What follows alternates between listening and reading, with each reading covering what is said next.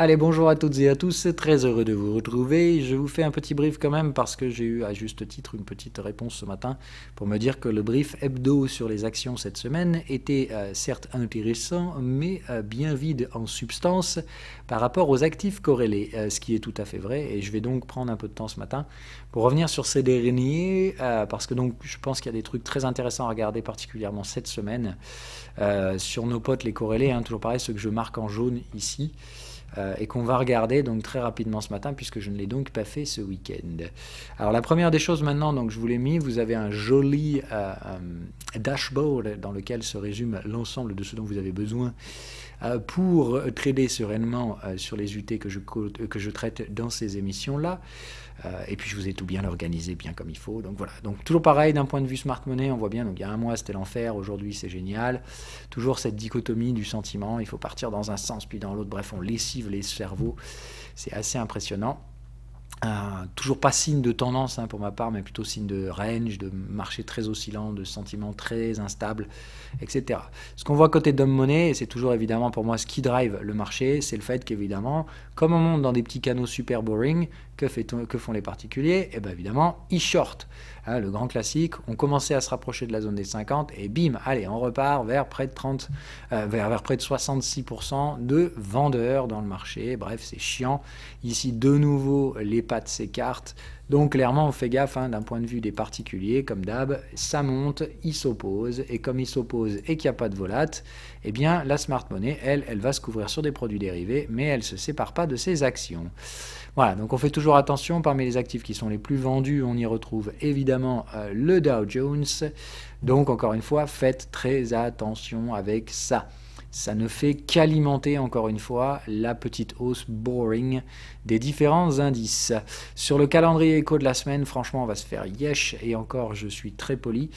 Mais voilà, donc on va simplement noter que la seule chose qui va être importante pour moi cette semaine, c'est la conférence de presse de la BCE, où on attend la vilaine réponse de Christine Lagarde, qui devrait démonter de la Fed parce qu'elle en a un peu ras le cul que l'euro-dollar s'apprécie autant. Donc on va être très clairement sur le verbe cette semaine, et donc normalement tout se concentrera jeudi, où nous aurons également les inscriptions hebdomadaires au chômage aux États-Unis, qui viendront soit confirmer soit infirmer ce qu'on a vu la semaine passée, qui est donc pas bien bandant sur le marché de l'emploi américain.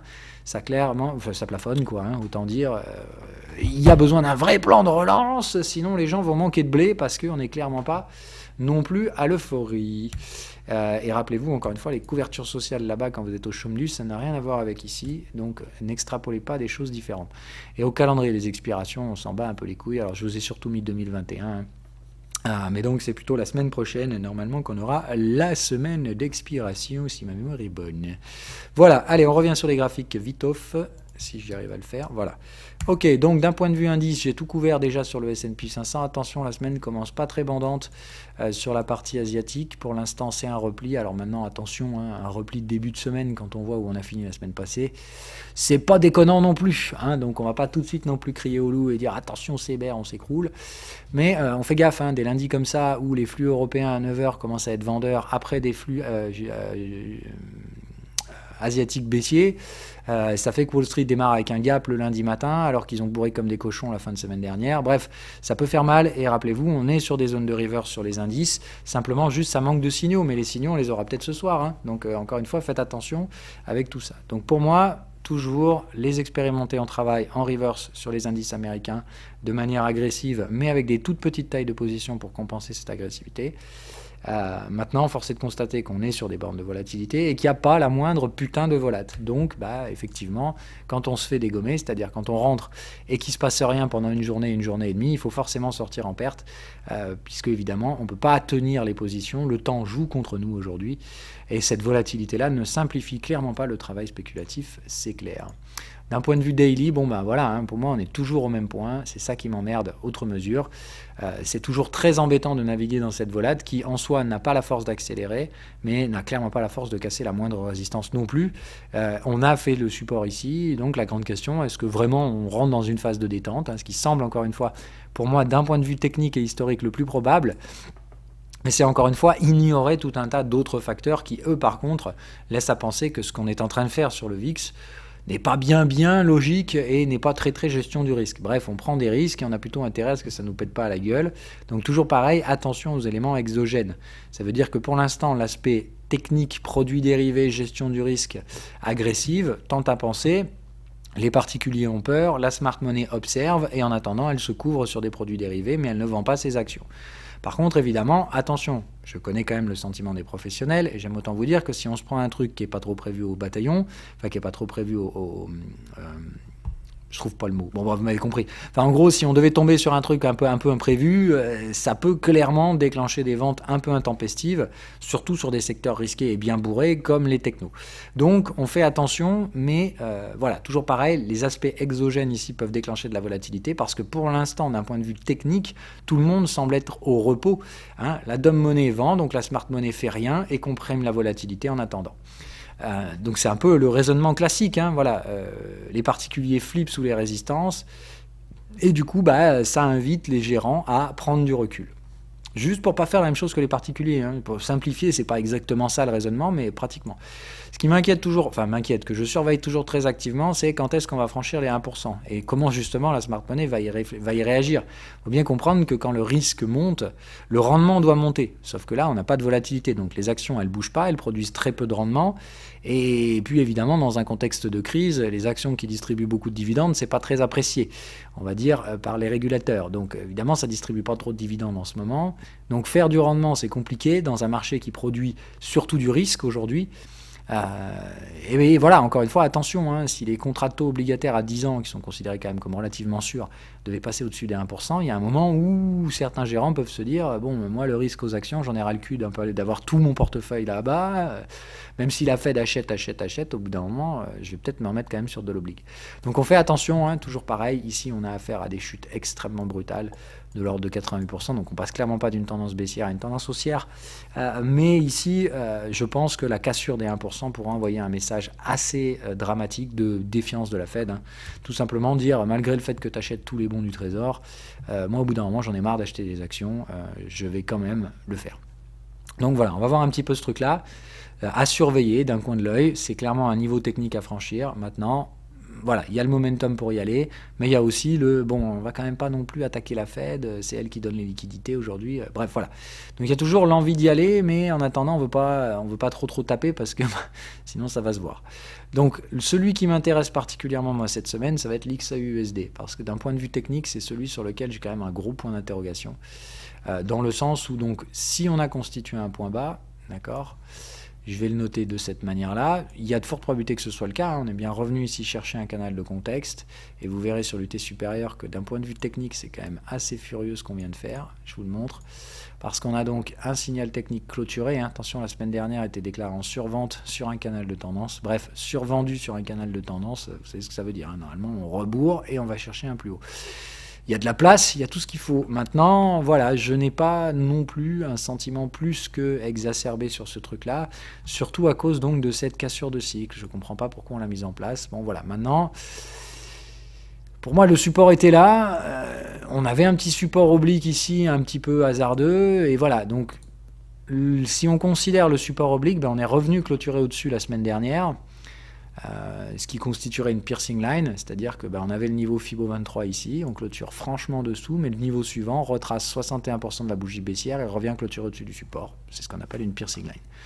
Donc ça, attention, c'est une structure de chandelier qui peut être haussière, mais qui a confirmé la semaine suivante. C'est-à-dire que normalement, cette semaine, si ça c'est redevenu un support, on doit juste trader positif et on ne doit pas avoir de retour en territoire négatif. Donc je suis vraiment curieux. Pour moi, ça resterait un achat très dangereux, très spéculatif, mais pourquoi pas. Tout dépend ce qu'on vise, c'est-à-dire qu'effectivement, si on considère qu'on a un rebond sur canal de tendance après une fausse cassure baissière, ça veut dire qu'ici, on peut financer des stop-loss sans aucun problème.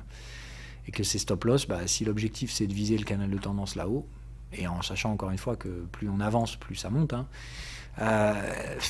voilà, ça peut, en termes de ratio risque-rendement, clairement être intéressant pour un trade de pullback. Je me pose toujours la question, moi perso, j'aurais aimé attraper des replis, c'est ce qu'on avait dit, c'est ce dont on avait parlé la semaine dernière avec les expérimentés. Le problème, c'est que clairement, les clôtures hebdomadaires ici suggèrent que ça ne devrait pas se produire. Donc en fait, moi, j'achèterais pas le repli baissier si on devait l'avoir cette semaine, puisqu'il serait mauvais signe. Par contre, si on devait maturer des petits ranges ici, je pense que je paierais cette semaine sur le niveau de support, donc des 1840. Et normalement, donc, pas beaucoup plus bas. Alors, attends, on peut descendre un tout petit peu, hein, voilà. Mais normalement, on ne doit pas revisiter la zone de rejet de cette structure de chandelier. Voilà. Donc, c'est la petite modulation pour les expérimenter. Les autres, encore une fois, achetez pas le gold pour l'instant. Attendez peut-être une validation cette semaine. Je vous ferai un petit brief la semaine prochaine, éventuellement dessus. Pour l'instant, c'est un peu trop punchy à choper maintenant. L'euro-yen m'intéresse toujours beaucoup dans le sens où la semaine dernière, c'est quand même un gros flux, encore une fois. L'euro, ça bourre, et puis sur le yen, nada, rien du tout. Toujours ce même problème, hein, en fait, voilà. Bon, l'euro-doll, on va clairement chercher mes zones d'objectif, mais vous voyez que l'euro-yen, enfin l'USD-yen, nada, que dalle, on reste à plat, pas de cassure, ni haussière, ni baissière, bref, le néant complet. Et donc la partie euro-yen, toujours aussi chiante à naviguer, parce que pour moi, donc ces oppositions d'une moyenne baissière, mais très neutre, hein, on voit bien qu'elle est plutôt en range, et si on dézoome, on voit bien ici qu'on a affaire à un range mature, en compression, hop, voilà, donc on comprime, hein, creux et sommet. Et la question étant donc, maintenant qu'on est mature, il n'y a que les expérimentés qui peuvent trader l'euro-yen, et c'est une putain de merde à naviguer ce truc-là. Je reste toujours, pour mon sens, avec plutôt des achats. Ça fait partie de ma stratégie moyen terme. Mais j'ai toujours ce problème par rapport à l'USD-yen, qui j'ai l'impression qu'il va nous attirer un bon coup à faire une grosse connerie d'abord. Donc l'euro-yen, une direction acheteuse, oui, mais attention quand même à la volatilité de l'USD-yen. Et surtout, encore une fois, de se dire que l'euro-USD atteint aujourd'hui des niveaux assez sensiblement haussiers. Et je ne serais pas surpris qu'on ait des replis maintenant sur l'euro-dollar. Et justement, je vous dis, repli de l'euro-dollar avec un USD-yen qui pourrait démonter son support à très court terme, ça, pour le coup, ça nous ferait un euro-yen qui partirait clairement dans l'autre sens. Hein, d'accord ? Ça nous ferait un euro-yen très baissier à court terme. Voilà, je me rappelle encore une fois d'il y a quelques années la complexité de navigation des résistances de l'euro-yen. J'ai pas l'impression que le support va être aussi limpide que ça. Voilà, c'est juste le sentiment que j'en ai. Je me souviens de ça. Le marché laisse des empreintes. Et voilà, beaucoup les oublient encore une fois. Mais voilà, moi j'ai le sentiment qu'ici on va se manger un truc un peu comme ça. Un truc bien marquant, bien chiant. Vraiment la réciproque de ça, hein, voilà, avant de repartir. Pour faire même, je vais être très honnête, je vais carrément piquer ces chandeliers pour vous montrer un peu mon sentiment. Je vais piquer plus que ça. Voilà. Moi, j'ai vraiment l'impression que ce à quoi on va assister... Non, alors mirror. Voilà. C'est un peu ce genre de truc, ce même genre de réciproque qui m'avait sincèrement cassé les couilles à l'époque, hein, je m'en rappelle, pourrait clairement se produire, mais dans l'autre sens. Vous voyez, un peu vraiment ce genre de truc-là. On se fait une grosse chute bien catalysée, surtout sur le fait que on a un euro-dollar qui pourrait consolider et un USD-yen qui pourrait briser son support à court terme, avant 7 fois, effectivement, un repli assez sensible et ça bourre derrière.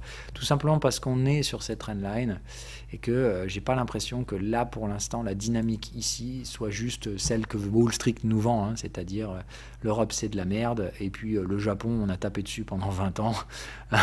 On va taper sur un autre vilain méchant maintenant pour réussir à sauver notre dollar. J'ai toujours l'impression pour ma part que le dollar c'est trop tard, c'est allé beaucoup trop loin cette histoire-là et qu'ils vont pas s'en sortir cette fois les ricains. Ça fait déjà 2 ans que je vous le dis qu'à mon avis l'étalon dollar va disparaître dans les prochaines années. Tous les signaux sont là pour ma part. Une Chine défiante, un yuan qui se renforce et clairement à ce stade-là, j'ai l'impression que le dollar va perdre son statut et que ça va pas plaire. Maintenant voilà, c'est mon sentiment, mais on verra un peu tout ça.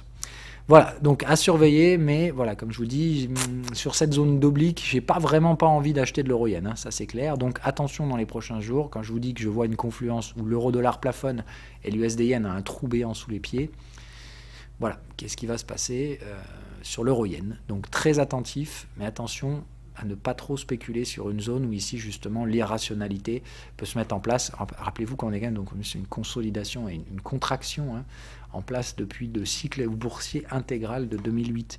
Ça fait 12 ans, 13 ans bientôt qu'on est dans ces schémas-là. Si vous vous attendez à ce qu'en gros on rompe ça, comme si de rien n'était, ça me paraît compliqué. Voilà, donc je m'attends à de la volate sur l'euro-yen. Pour l'instant, je n'ai rien, donc je reste prudent. C'est à peu près tout donc pour cette semaine pour nos actifs corrélés. Sur les cryptos, je pense que j'ai traité convenablement le travail sur l'émission hebdo et j'ai pas de nouveautés ce matin. On attend de voir un peu de volatilité tant qu'il n'y a rien. On n'anticipe pas ni un to the moon, ni un to the cave. On reste simplement dans des ranges ennuyants. Bye bye!